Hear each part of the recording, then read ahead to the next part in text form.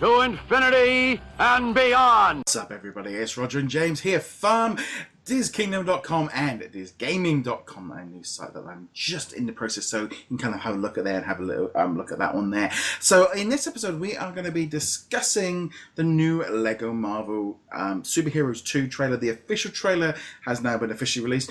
There was a little bit of an odd kind of thing with this. It kind of was supposed to be coming out on the Tuesday. It then got delayed for a few days. Few sites had put it up. Some of the big sites had put it up. They then had to pull it down, and then suddenly the trailer come back up again. So I don't know quite what was going on. I'm generally guessing Marvel maybe being very looking something wasn't quite right with it, or maybe it was just the fact that you had Marvel Omega coming out on the exact same day, and they didn't want that being crossed over. That was the only thing I could think of. That was maybe, but that was bad beforehand. I don't know. Marvel is notoriously stingy for, oh, you got that costume slightly wrong. You got to start over from scratch beginning. So I doubt it was that, because the trailer was obviously rendered already. They couldn't have just re-rendered an entire trailer. Well, I mean, these days they might have been able to, but I mean, that'd be a big change for a single costume or character appearing that didn't want to appear. I mean, I did watch the trailer before it got pulled from the things, and honestly, I couldn't tell you off the top of my head anything slightly too big of what the problem was, but obviously the trailer is out now, so you can find that over on our YouTube channel, which again, a couple of changes there. So now you're just going to find all the gaming content on this one channel, and all of our parks and collectibles are on our DisKingdom podcast, DisKingdom channel as well. So we're doing a little bit changes around a bit, but you'll find that one there as well. So what did you think of the trailer? I thought it was a pretty good trailer. I like the throwback, of course, to Guardians of the Galaxy, which we also saw in the teaser, so that wasn't a surprise. But, we're going to be jumping between worlds and time zones, which, again, we also knew. But it was cool to see it in action. It was cool to get some voices for the characters. Spider-Man 2099 talked, Spider-Gwen talked, Rocket talked. Did not like Rocket's voice. I think we can talk about that in a second. But it was good to see the characters in action, Planet Hulk hulking out and so on. So it looks like it's going to be a lot of fun, and I like that it's going to have its own story, not attached to the movies. Obviously, now we kind of see they have a double cycle going on. They've got this one, and then they've got the ones following the movies. So that's good. I mean, there was funny bits in there. I mean, the bit with Thor at the end, kind of sort of mocking, the big new villain. That's kind of in there. Just in general, it's a lot of fun, a lot of excitement. Coming out. I think it was November the 14th or November the 7th. I think there's a couple of days difference for us between US and America. A little bit later for the Switch. But you guys get the movies before us. We get the games before you. Yeah, so that's the deal for that one. But no, it's kind of looking pretty cool. I'm really excited about what they're going to be. I'm sure there's loads and loads of playable characters. I would not be at all surprised if we see DLC come next year for this one. I hope they do. The last season passes for their other games were great. I wouldn't be surprised if the DLC wasn't connected to all the television shows next year, because they're launching several shows in 2018 across multiple, Freeform and Hulu and Netflix and whatnot. I could see, a Runaways pack, a new Warriors pack featuring Squirrel Girl, and I don't know I can't think offhand what the Netflix shows are going to be. But the S.H.I.E.L.D. one, that was a really good pack as well, actually, and that was a good level. Yeah, or they could do the Inhumans. A lot of the characters that we're mentioning, though, particularly the Inhumans and maybe like the Netflix characters, I could see being included as part of the package. Yeah. But New Warriors, Runaways, Cloak and Dagger, I could see them being add-ons. Yeah, no, I'm really excited about this. I think this is great. I think Arthur Parsons as well. He's kind of involved with it. He's been involved on a lot of other bits and pieces. All the big main Marvel and the teams that have worked on them before. It just looks good, and I think we're going to see a lot more of it at E3. That I think it's going to be on display there. I love in some ways as well, by jumping around all the different time zones. That seems to be the main story, almost like the kind of dimensions, kind of jumping kind of thing, which I think is kind of cool. Opens it up. It also makes it feel very fresh and new, and I like that because, like you say, Spider-Gwen. You've also got Spider-Man 2099, Hulk and Thor, obviously from Ragnarok, Captain America. It just feels like they're pushing away maybe from the idea of, right, we've done the Avengers twice on the front covers and the X-Men and stuff. So let's push all these other characters, and this brand they're big enough now to pull it in on its own. I mean, Spider-Man, I still can't get over him being slap bang in the middle with $20.99 because that's not mainstream.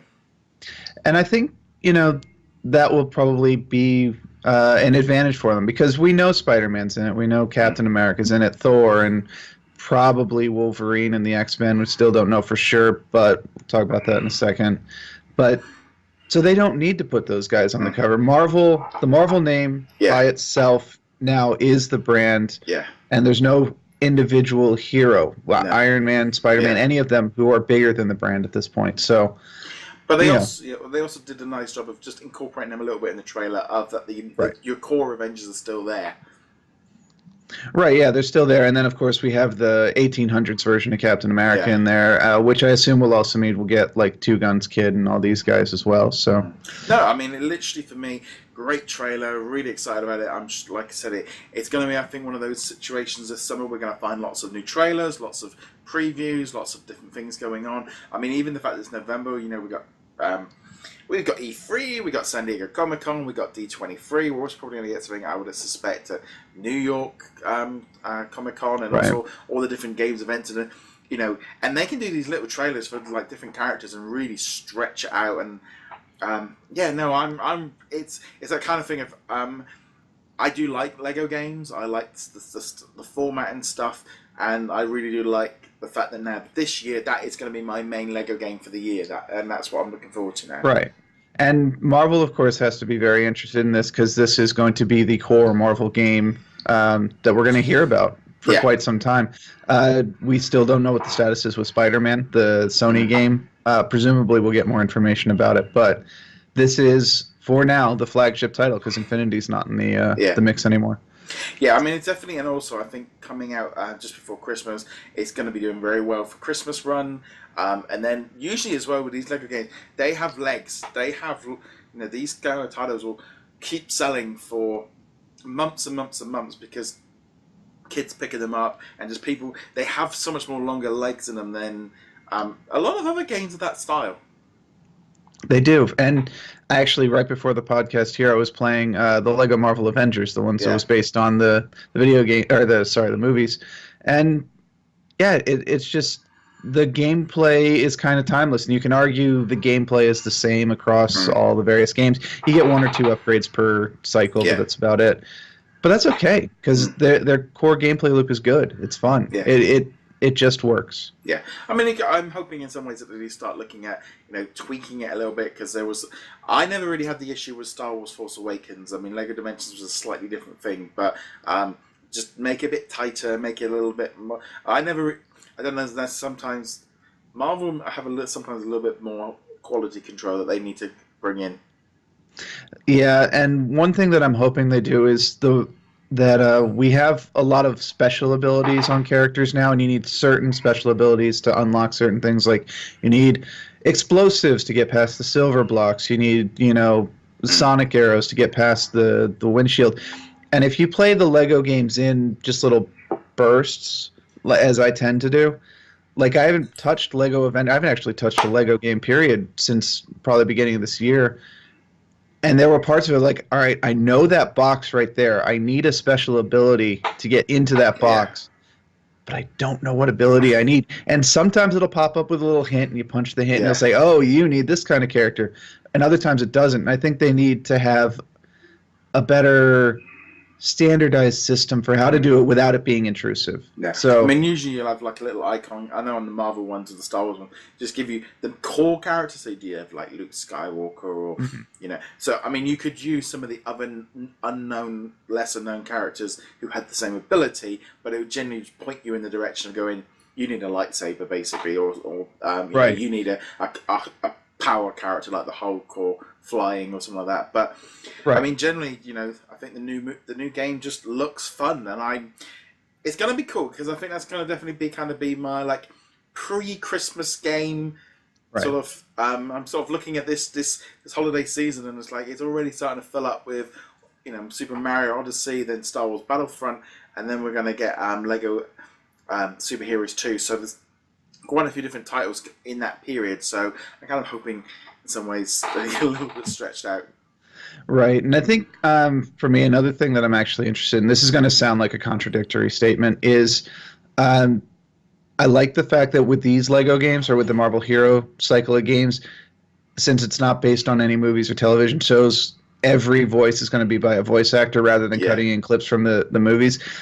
I know that it gives a certain authenticity to have the voices from the things, but they're always such a different quality from the ones, because they cut them directly from the movie, so there might be background static. They might be cut at a lower compression rate, and they always sound different. And I prefer the voice actors that they bring into the studio and record there with the microphone and whatnot. And the reason this is contradictory is because, as I mentioned earlier, I really hate Rocket's voice in that trailer. It's like literally just a very negative reaction to his voice. And it's not even just because it's not, I forget which one of the, Bradley Cooper? Yeah. I can't remember which Cooper it was. Yeah. From the movies. It's not even just that. No, his voice irritates me. It doesn't sound like the character from the cartoon. It doesn't sound like the character that they were using as his voice actor before Bradley Cooper became the iconic version of the character. It's just like, no, this version grates on me. The only good thing for me is when they get voice actors in, you start getting a lot more of the humor. You get a lot more quips and fast things, because they can make they're obviously recording their vocals, so they got a little bit more information. They can kind of have a little more fun with it, and I think that's definitely something that's going to be a lot of fun. And it's what Lego do so well. And I think with Lego Avengers, they lost that because of using the clips. Right, and then of course, for games like Lego Avengers or Force Awakens or Jurassic Park, they have to mix between characters that use the original voices and characters that are recorded in the studio, because you need the characters in the studio to explain what's going on, and that might not have been explained in the movie or the way that Lego wants it to. So I like the idea of the recorded clips from the movies, but in practice, I far prefer the studio performances. Yeah. But there we go. There's obviously just on a quick thing. We're gonna. I know this is going to be one of our main titles we're going to be talking about for the next few months, because it's going to be lots of information stuff. Like I said, the trailer just looked great. I loved all the interaction and stuff. I'd love to know what you guys are thinking of the trailer and of the game. Are you excited about it? On that note, guys, be sure to check out James over at heroiclegacy.com. You can find all this information and stuff over there. You can find us on DisKingdom.com, also at DisGaming.com. And also, for the month of June, we are going to be doing a giveaway where I'm going to be giving away a copy of Cars 3 Driven to Win. So you'll find all the information over there. That's kind of like a new thing that I'm going to be trying this year, to kind of give away a game every month. So we're going to be doing Cars Driven to Win this month. So on that note, guys, be sure to hit that subscribe button. Check us out on the 2 websites, and I shall see you guys soon. Later.